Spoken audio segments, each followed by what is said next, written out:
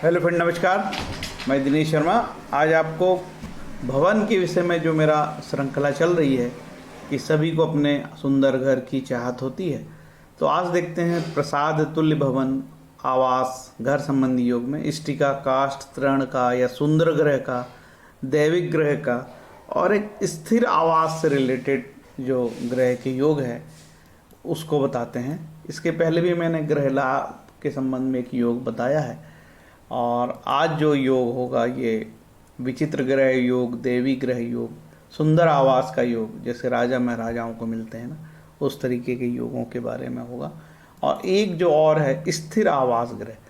स्थिर आवास ग्रह से रिलेशन इसका वो भी है कि कुछ लोग पूछते हैं क्या हम घर से दूर जाकर रहेंगे या विदेशवास करेंगे, ठीक है, उसका भी इसमें प्रश्न समाधान है।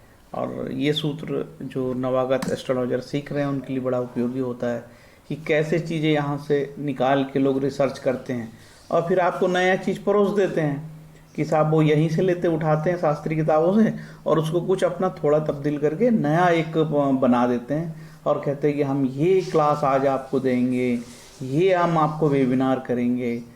तो वो आप यदि मेहनत थोड़ी करोगे तो आपको लगेगा कि वो सब चीज़ सब क्लू शास्त्रीय किताबों में दिया हुआ है।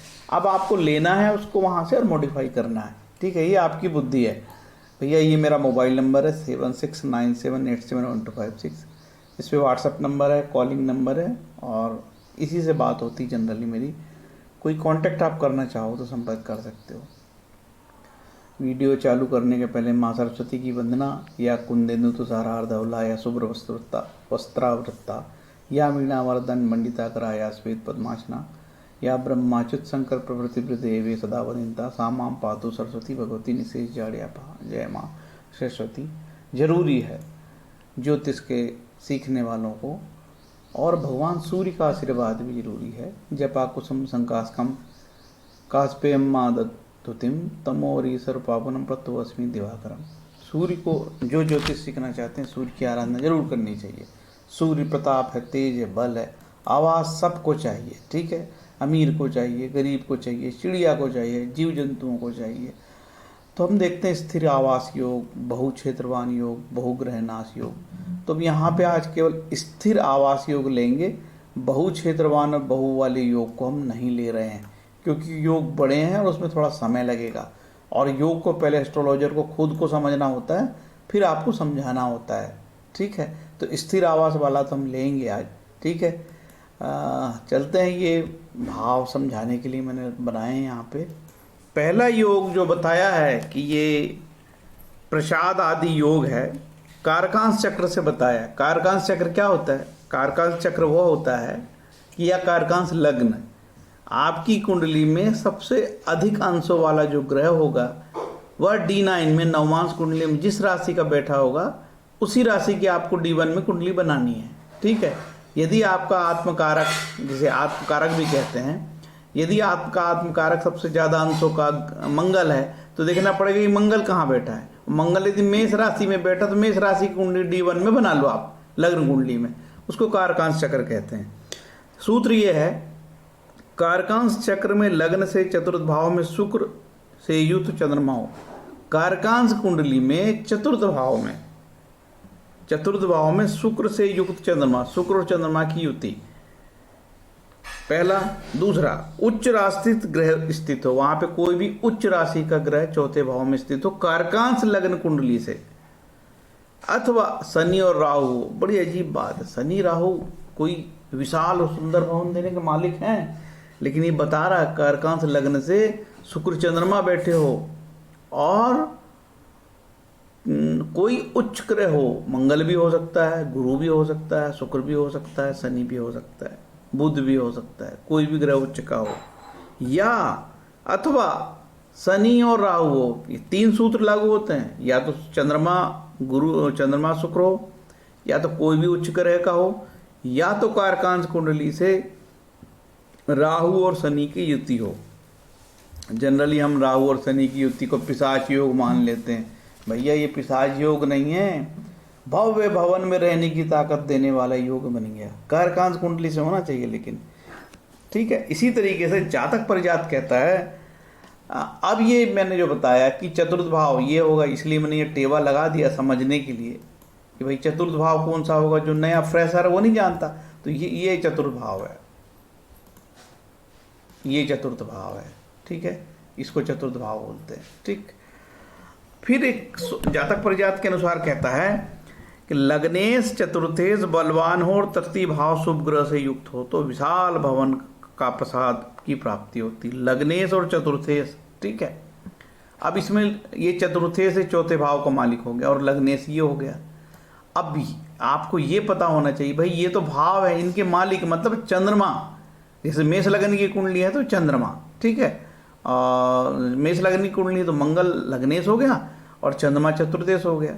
इसी तरीके से अनेक भावों की कुंडली हो सकती है, ठीक है। इसके बाद बोलता है तृतीय भाव में शुभ ग्रह हो तो देखो यहाँ पे शुभ ग्रह होना चाहिए और ये लग्नेश और चतुर्थेश बलवान होना चाहिए तो विशाल भवन की प्राप्ति होगी। ये योग आप अपनी कुंडली में लगा सकते हो।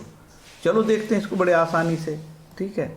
इसको आपको कोई कन्फ्यूज़न हो रहा है तो इसको इस तरीके से समझा जा सकता है कि भाई साहब मेरा लग्नेश क्या बनेगा, आप पूछ सकते हो। अब उदाहरण से बता देता हूँ।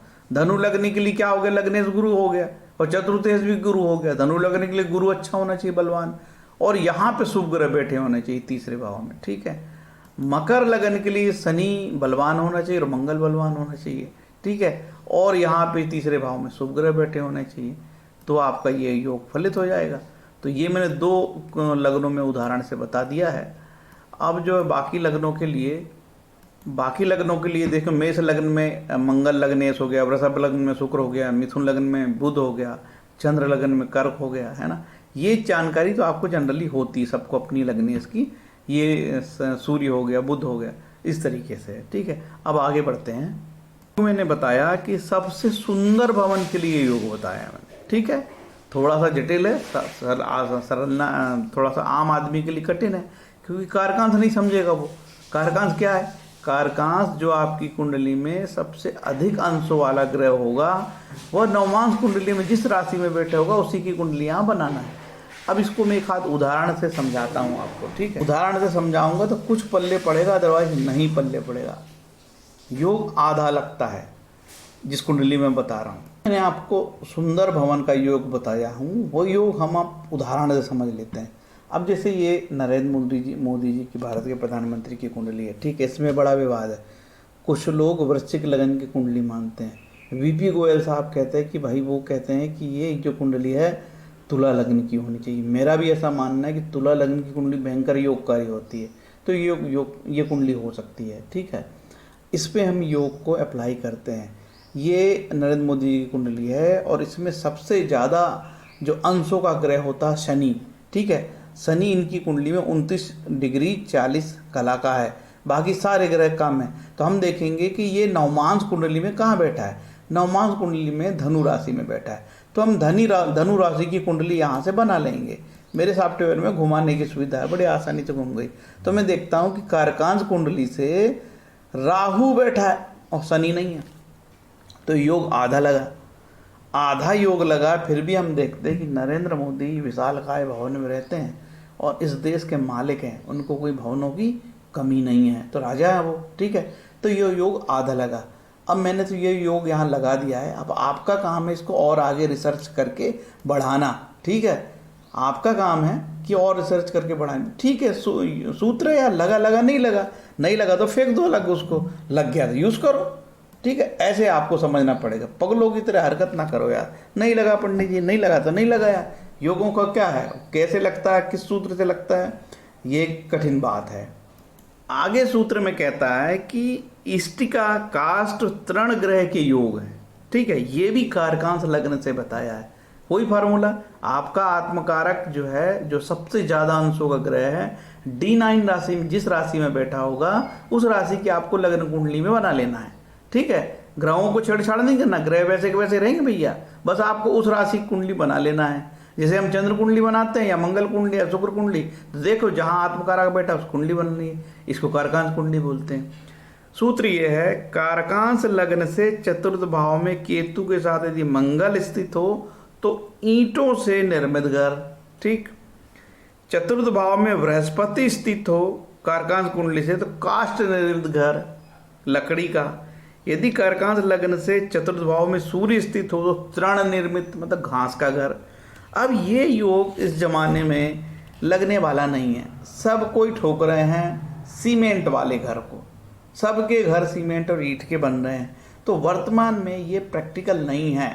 मैं इतना जरूर कह सकता हूँ कि यदि कारकांश लग्न से किसी का सूर्य हो तो शायद उसको बड़ा कमजोर घर मिले, और गुरु हो तो बहुत ही झोपड़पट्टी में रहने की स्थिति आ जाए। अब ये अनुसंधान का विषय है, ठीक है। मेरे पास कोई ऐसी गरीब गुरुओं की कुंडली आई नहीं है, या इतना मैं नहीं बोल सकता। अब आपको अनुसंधान का विषय है, मैं चाहे तो आपको ये सूत्र फिर से दोहरा देता हूँ, इसको बहुत अच्छे से सुन के अपनी डायरी में नोट करके एप्लीकेशन करना है इसका।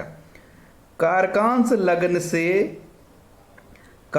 लग्न से चतुर्थ भाव में केतु के साथ यदि मंगल स्थित हो तो ईंटों का घर, ठीक है। और कारकांश लग्न से चतुर्थ भाव में बृहस्पति स्थित तो लकड़ी का घर, काष्ठ निर्मित। कारकांश लग्न से चतुर्थ भाव में यदि सूर्य स्थित हो तो तृण मतलब घास का घर, ठीक है। अब ये सूत्र को एप्लीकेशन नहीं है, मेरा ऐसा मानना है कि इसका एप्लीकेशन बहुत कठिन है, लेकिन भारत में हजारों लाखों करोड़ लोग झोपड़ियों में रहते हैं, लकड़ियों के घर में रहते हैं, बहुत टूटे मूटे ईंट के घर में रहते हैं, तो एप्लीकेबल है। तभी तो लाखों करोड़ लोग, हर एक आदमी महल में थोड़ी रहता। भारत सरकार ने सभी के लिए कोई घर थोड़ी बना दी है, इंदिरा आवास प्रधानमंत्री आवास या, ठीक है। तो एप्लीकेशन है इसका भी। अब देखते हैं कि सुंदर ग्रह, जैसे हमने बताया कि प्रसाद तुल्य ग्रह की बात हुई थी, एक और सुंदर ग्रह का ये संयोग है, उसके विषय में देखते हैं। सुंदर जो घर है उसके लिए जो योग है उसको आप ध्यान से सुनिए, ठीक है। नवमेश क्या होगा इस कुंडली में, एक मैंने उदाहरण के लिए कुंडली लगाई है, ठीक है। ये काल पुरुष की कुंडली है, नवमेश बोलता है।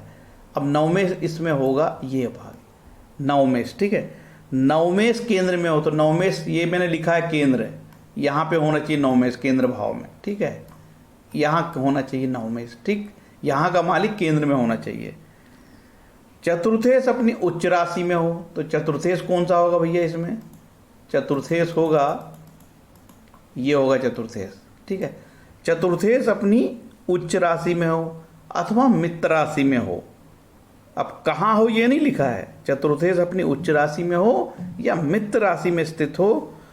चतुर्थ भाव उच्च राशिगत ग्रह से युक्त हो, ये चौथा जो भाव है यहाँ पे चतुर्थेश बलवान होना चाहिए, मित्र राशि उच्च राशि में होना चाहिए, और चतुर्थ भाव में उच्च के ग्रह होने चाहिए, ठीक है।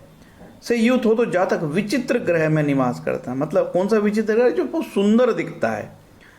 इसके बाद दूसरा कहता है कि दशमेश और चतुर्थेश यदि चंद्रमा और शनि से युक्त हो तो दशमेश कौन सा होगा, चौथे भाव का मालिक ये, और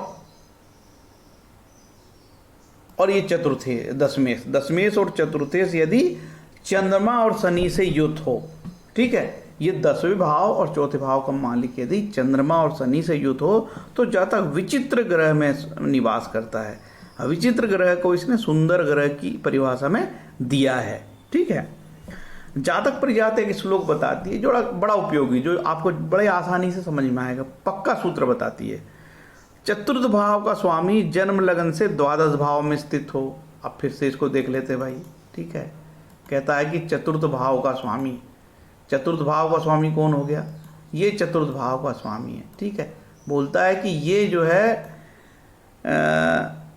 जन्म लगन से द्वादश भाव में स्थित हो। द्वादश भाव मतलब ये हो गया, द्वादश भाव में स्थित हो यहाँ का स्वामी, तो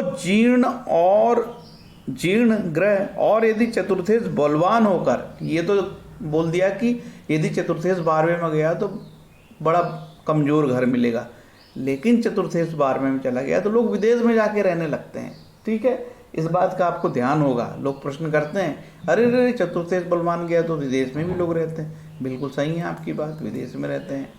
अब कहता है कि चतुर्थेश बलवान होकर केंद्र त्रिकोण में हो तो जातक विचित्र किंतु सुंदर में रहता है। अब ये चतुर्थेश कहाँ हो, यदि चतुर्थेश लग्न में हो, ये चतुर्थेश दशम में हो, चतुर्थेश सप्तम में हो, चतुर्थेश पंचम में हो और चतुर्थेश नवम में हो तो जातक सुंदर ग्रह की प्राप्ति करता है। ठीक है, ऐसा बताया है भैया। अब फिर कहता है कि प्रकार युक्त हर्म में प्राप्ति योग, मतलब बड़ा विशाल भवन में रहने का एक फिर योग बताया है। चतुर्थ भाव में शुभ ग्रह हो, ये हो गया चतुर्थ भाव, यहां शुभ ग्रह हो, शुभ ग्रह स्थित हो, चतुर्थेश बलवान हो, मतलब इसका मालिक, चौथे भाव का मालिक बलवान हो, अथवा तथा चतुर्थे जिस भाव में स्थित हो उसका स्वामी भी बलवान हो। मान के चलो कि ये जो चतुर्थेश है यहाँ बैठ गया, ठीक है, मेष लगन की कुंडली है, तो यहाँ पे तो भाई मेष लगन की कुंडली में नंबर 10 राशि आई शनि, तो शनि भी बलवान होना चाहिए। यहाँ का मालिक, यहाँ का जो मालिक है शनि, वो भी बलवान होना चाहिए। कहता कि चतुर्थेश जिस भाव में बैठा हो उस भाव का मालिक भी बलवान हो, चतुर्थेश जिस भाव में स्थित हो उस भाव का स्वामी भी बलवान हो, तो जातक अति विशाल प्रकार युक्त राजभवन के समान अति विशाल भवन में निवास करता है। थ्योरी ये है कि आपको फोर्थ लॉर्ड जो चतुर्थ भाव का स्वामी है वहाँ शुभ ग्रह हो और चतुर्थ लॉर्ड जहाँ बैठा हो उसका स्वामी भी हो। अब अपनी बुद्धि से ये भी लगाओ कि चतुर्थेश D9 में नीच का तो नहीं हो गया है, ठीक है, या चतुर्थेश D9 में बैठा है उसका स्वामी तो लग्न में यहाँ नीच का नहीं हो गया होगा। ये आपकी बुद्धि लगाने का काम, क्योंकि कोई भी ग्रह D9 में देखते हैं, सर्टिफिकेट देता है D9, शाश्वत चार्ट बोलते हैं उसको, कि D9 में चतुर्थेश नीच का होगा और यहाँ देखने से कुछ नहीं मिलेगा आपको, तो थोड़ी सामान्य बुद्धि आपको लगानी पड़ेगी।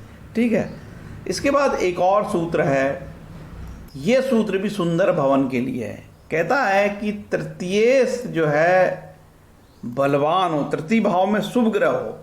तृतीय भाव कौन सा कहलाया? ये तीसरा भाव।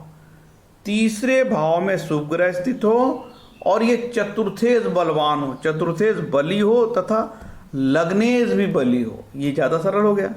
तो जातक जो है सुंदर घर में आवास करेगा। क्या सूत्र है? बड़ा सरल है। लग्नेश बलवान हो, तृतीय भाव में शुभ ग्रह बैठे हो, चतुर्थेश बलवान हो, तो जातक सुंदर घर में रहेगा। अब एक और योग है, ये जो योग है ये कहता है कि देवी ग्रह योग में, मतलब कोई मंदिरों में या मंदिर का मठ बन जाता है, मठाधीश बन के रहते हैं लोग, ठीक है। चतुर्थेश चंद्रमा बृहस्पति से दृष्ट चतुर्थेश पारावत या गोपुर आदि वैशिष्टिकांश में स्थित हो दैनिक ग्रह अर्थात देव मंदिर के समान ग्रह होता है। चतुर्थेश चंद्रमा, चतुर्थेश चंद्रमा तो भैया मेष लग्न की कुंडली में बनेगा। बृहस्पति से दृष्ट हो चतुर्थेश चंद्रमा मेष लग्न की कुंडली बनेगा और गुरु महाराज से दृष्ट हो। और तो कहता है कि चतुर्थेश मतलब चंद्रमा पारावत या गोपुर आदि वैशिष्टिकांश में हो। तो ये गोपुर और पारावत आदि वैशिष्टांक के बारे में मैंने पहले वीडियो में बताया है। क्या बताया है कि जब ग्रह 1 2 3 4 5 ग्रह 10 वर्ग में शुभ होंगे तो वो वैशिष्टिकांश होगा, एरोवतांश होगा, ठीक है। अब कोई जिसका D1 में भी चंद्रमा अच्छा हो, D9 में भी अच्छा हो, D10 में भी हो, D12 D11 D7 D16 D24 30 27 और तो 35 45 सब जगह अच्छा हो चंद्रमा, तब जाके बोले ऐसे भवन सुंदर मिलेगा और वो जातक जो है मंदिरों में, देव मंदिरों में उसको जगह मिलेगी। कठिन है ये, आसान नहीं है। अगला जो योग है जो मैंने बताया था कि स्थिर वास योग। अब स्थिर राशि हमको देखनी पड़ेगी, कौन सी राशि स्थिर होती है। देखो, नंबर 2 वृषभ, नंबर 5 सिंह, नंबर 8 वृश्चिक और नंबर 11 कुंभ राशि, ठीक है। ये राशि को स्थिर राशि कहते हैं। चतुर्थ भाव में स्थिर राशि हो। अब हम चतुर्थ भाव को देखेंगे, ये है चतुर्थ भाव। यहाँ पे कौन सी राशि होनी चाहिए? 2 5 8 11 वृषभ सिंह वृश्चिक और कुंभ, यहाँ पे स्थिर राशि होनी चाहिए, ठीक है। यदि ये स्थिर राशि हो तथा चतुर्थ भाव का स्वामी अथवा उसका कारक स्थिर राशि हो, ठीक है। चतुर्थ भाव का स्वामी ये मतलब फोर्थ का लॉर्ड चतुर्थेश और चतुर्थ भाव का स्वामी ग्रह अब चतुर्थ भाव के स्वामी ग्रह कौन से होंगे भैया, आगे बढ़ते हैं। कहता है कि चतुर्थ भाव में स्थिर राशि हो। मैंने बताया आपको चतुर्थ भाव में कैसी स्थिर राशि होनी चाहिए, ठीक है। ये चतुर्थ भाव में स्थिर राशि होनी चाहिए 2, 5, 8, 11। फिर कहता है साहब कि जो है ना चतुर्थ भाव के स्वामी तो चतुर्थेश और उसका कारक स्थिर राशिगत हो। तो ये चंद्रमा और बुध भी चतुर्थेश के साथ पहले क्या कंडीशन लगाया, पहले कंडीशन लगाया कि चतुर्थ भाव में स्थिर राशि हो। कौन सी राशि, वही 2, 5, 8, 11 जो मैंने बताया आपको, ये राशि, ये वाली 2, 5, 8, 11, ठीक है। चतुर्थ भाव में ये राशि हो और चतुर्थेश भी स्थिर राशि में हो और चतुर्थ भाव के कारक कौन से होंगे, चतुर्थ भाव के कारक चंद्रमा और बुध होंगे, ठीक है। चंद्रमा और बुध होंगे, चंद्रमा और बुध भी स्थिर राशि में बहना चाहिए 2, 5, 8, 11, ठीक है। चतुर्थ भाव चतुर्थेश और उसके कारक चंद्रमा बुध यदि स्थिर राशि में हो तो वो ऐसा व्यक्ति है जिंदगी में कहीं नहीं जाएगा, उसका कोई विदेशी योग नहीं है, एक ही जगह स्थिर रहेगा। कई होते ना सालों से एक सेठ गद्दी में बैठा रहता है, कहीं नहीं जाता, कोई यात्रा में गया तो कहेगा कभी, सेठ जी उस पैसे ही लेते रहते हैं, आते हैं पैसे लेते हैं, तो एक ही घर रहता है उनका, कभी नहीं बदलते वो ये उनकी कोठी है, बोले वर्षों से रह रहे हैं पीढ़ी दर पीढ़ी। तो स्थिर वास का योग इस तरीके से बनता है। जो स्थिर वास का योग में जो स्थिर राशि वाली बात बोली बड़ी इंपॉर्टेंट है। देखो यही मैंने ये बोला ना, यहीं से क्लू मिलता है। और फिर लोग बताते हैं कि साहब मैं वेबिनार करूंगा आज, मैं इतने पैसे लूंगा इसका, ठीक है। तो अपनी बुद्धि लगाओगे तो ये जातक तत्वम और जो है फल दीपिका और जो है शंभु होरा प्रकाश, सर्वार्थ चिंतामणि और सीताराम झा की व्रत परसर होरा शास्त्र, इनमें से ही सब क्लू निकलने वाले हैं, इनमें से ही निकलेंगे, ठीक है। लोग इसी में से क्लू निकाल लेते हैं और वेबिनार करेंगे आज हम, बताओ यार, लघु पारसरी पढ़ाएंगे हम पैसे लेके, ठीक है। 4 क्लास लेंगे और 5,000 लेंगे और 10,000 रुपये लेंगे। कोई 5,000 में पढ़ा रहा लघु पारसरी, कोई 10,000 में पढ़ा रहा, कोई 12,000 में पढ़ा रहा, कोई अष्टक वर्ग ही पढ़ा रहा 8,000 में। अरे भाई ऐसे इतने महंगे में यदि सीखोगे ज्योतिष तो आप तो अपने जातक को नंगा ही कर दोगे यार, पूर्णतः उसके कपड़े उतारोगे। बोलोगे जैसे डॉक्टर MBBS करता है 1 करोड़ में सीखता है, वो 2 करोड़ में डॉक्टर बनता है। नहीं 1 करोड़ 2 करोड़ तो उसकी स्टार्टिंग फी होती एंट्री की कॉलेज में, है ना। इसके बाद बनते तक 3-4 करोड़ में डॉक्टर बनता होगा लगता है आजकल प्राइवेट सेक्टर में, यदि कोई प्राइवेट सीट खरीदता है तो, है ना। तो वैसा डॉक्टर भी तो फिर जाते साथ टेस्ट ही लिखेगा यार, बात ही नहीं करेगा, सिम्टम्स भी इलाज ही नहीं करेगा। कोई कैसा बुखार आया तो नहीं पैरासिटामोल मत खाओ, तुम ऐसा करो पहले जो है 50,000 के टेस्ट करा के आओ या 5,000 के टेस्ट करा के आओ, फिर मैं इलाज करूँगा। वैसे ही यदि आप भी ऐसे सीखोगे तो बोले यार मैंने तो इतना महंगा सीखा, ऐसा करो भाई तुम्हारी कुंडली से मैंने देख लिया, तुम हीरा पहन लो, हीरा भी मैं ही दूंगा, ठीक है। तो इस तरीके से मत करो, ठीक है। मेहनत करोगे तो आपको सूत्र मिलेंगे। तो चलो एक बार देख लेते हैं कि हमने क्या क्या आज पे विषय पे चर्चा करी है। आज हमने चर्चा करी है प्रसाद तुल्य भवन जो कारकांश कुंडली से बनेगा, ठीक है। इसके बाद इष्टिका काष्ठ तृण उग्रा ये भी कारकांश कुंडली से बनेगा। फिर हमने विचित्र ग्रह योग और दैवी ग्रह योग की बात करी। इसके बाद हमने एक और आवास की बात करी, वो है स्थिर आवास योग। उसका सूत्र तो बड़ा सरल है, चतुर्थ भाव चतुर्थेश और चतुर्थ भाव के कारक चंद्रमा और बुध ये स्थिर राशि में हो, 2, 5, 8, 11 स्थिर राशि होती है। मतलब वृषभ, सिंह और वृश्चिक और कुंभ राशि।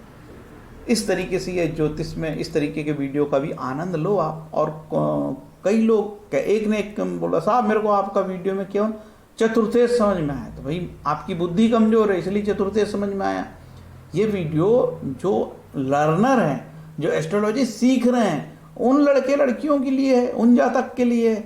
यदि कोई बिल्कुल घर में फ्री है, कोई काम नहीं है, तो वो भी देख ले, क्या दिक्कत है यार, ठीक है। वो भी समझ जाएगा, ज्योतिष सीख जाएगा। अब इतना टेवा लगा के तो समझा रहा हूँ यार। जैसे BA में बताया ना, BA में भी बिना प्रैक्टिकल वाले कोर्स, BA में हिंदी साहित्य, सोशोलॉजी, पॉलिटिकल साइंस, जिसमें प्रैक्टिकल ही नहीं, कोई काम ही नहीं, जाके लिखना टोपना पास होके आना है। अब वैसा सरल बता रहा हूँ यार। ज्योग्राफी मत लो भैया, उसमें भी प्रैक्टिकल है। इकोनॉमिक्स में थोड़ी मेहनत करनी पड़ती है, सरल नहीं है। तो ये तीनों विषय ले लो, वैसे ही सरल बता रहा हूँ मैं आपको, गधा भी समझ जाए, ठीक है। इससे ज़्यादा सरल नहीं हो सकता दुनिया में, इससे ज़्यादा सरल हो ही नहीं सकता। जिस तरीके से मैं बता रहा हूँ इतनी सरलता से कोई नहीं बताने वाला है। किसी को पावर पॉइंट में ज़्यादा नहीं बनता है, मेरे को सब पावर पॉइंट में बनता है। मैं कुछ भी बना लेता हूँ, मेरे को पावर पॉइंट बनता है, कोरल ड्रा बनता है पूरा, और वीडियो एडिटिंग के सॉफ्टवेयर बनते हैं। सब तमाशे में जानता हूँ, हिंदी इंग्लिश टाइपिंग जानता हूँ, तब कहीं जाके मैं बना पाता हूँ। नहीं तो यार इतना आसान थोड़ी है ना, वीडियो बनाओ, ये करो वो करो। नहीं तो वही तो लोग मोबाइल से वीडियो बना के अपना बोला बाली कर देते हैं। लोगों को पल्ले पड़ा पड़ा नहीं पड़ा, इसलिए वो रेफरेंस नहीं देते, कोई भी चीज़ की रेफरेंस नहीं देते। वो अपनी कहानी बता के छोड़ छुट्टी, और बोल दे कि मैंने आज इस तारीख को इस शहर में रहना, आज मेरे को इस तारीख में इस शहर में रहना, इस तारीख को इस शहर में रहना, आप लोग मिलो और मैं नगीना पहनाऊंगा, नीच के रहूँगा, पैसे कमाऊंगा। लोग जाते हैं बाकायदा, पहनते हैं, नीच के ग्रह के भी रंगीना पहनते हैं लोग। तो भाई उनकी इच्छा, हम क्या कर सकते हैं, उन्हें जो लग रहा है उचित करेंगे। तो ये आज मैंने 4 ग्रह बनाए, ठीक है। इसके विषय में कोई तर्कसंगत कमेंट होगा तो जवाब दूंगा, नहीं तो मेरी ठेकेदारी थोड़ी है कि आप फालतू की बात करो और मैं कमेंट का जवाब देते रहूँ, नहीं दूंगा, ठीक है। तो इतना बोल के मैं अपनी वाणी को विराम देना चाहूँगा, और आपसे उम्मीद करता हूँ कि आपको चीज़ें योग समझ में आ रहे होंगे। और योग के साथ मैं ज्योतिष भी समझा रहा हूँ आपको। ये टेवा क्यों लगाता हूँ, टेवा इसलिए लगाता हूँ कि आदमी को लग्नेश क्या है, चतुर्देश क्या है, ये तो बताना पड़ेगा ना यार, तभी तो पल्ले पड़ेगा। तो इस तरीके से मैं सरल भाव से और अच्छे मन से और बड़े पवित्र आत्मा से आपको समझाता हूँ। क्या लाभ ले लो, कोई नहीं बताने वाला, इतना आपको इजी गोइंग धीरे धीरे समझा के नहीं बताने वाले। लोग बहुत प्रोफेशनल है दुनिया में यार, बात बात के पैसे लेते हैं। तो इतने प्रोफेशनल हो गए हैं लोग कि जैसे बोलते हैं ना कि घड़ी का समय बताने का भी पैसा लेने लगे हैं लोग, ठीक है। कि बोले कितने बजे, हाँ बता तो दूंगा, लेकिन उसके लिए पेमेंट करना पड़ेगा साहब आपको। आप 5 रुपये 10 रुपये पेमेंट करो तो मैं ये बताऊंगा कि घड़ी में कितने टाइम हो गए हैं। या फिर आज कुछ दिन बाद लोग ये भी बताएंगे यार देखो उस बस कोई लोकेशन पूछे उसका भी पैसे लेंगे। क्योंकि धीरे धीरे समाज प्रोफेशनलिज्म की तरह इस तेज़ी से बढ़ रहा है कि आप यकीन भी नहीं कर सकते। मानवता शर्मसार होते ही जा रही है। आज दिन की आप घटना देख रहे हो, कोई मूत रहा है तो कोई ट्रेन में गोली चला रहा है, ठीक है। हद हो गई यार, शर्म आनी चाहिए, मानवता तो रह ही नहीं गई। अब मैं इतना बोल के अपनी वाणी को विराम देता हूँ। हरे कृष्ण।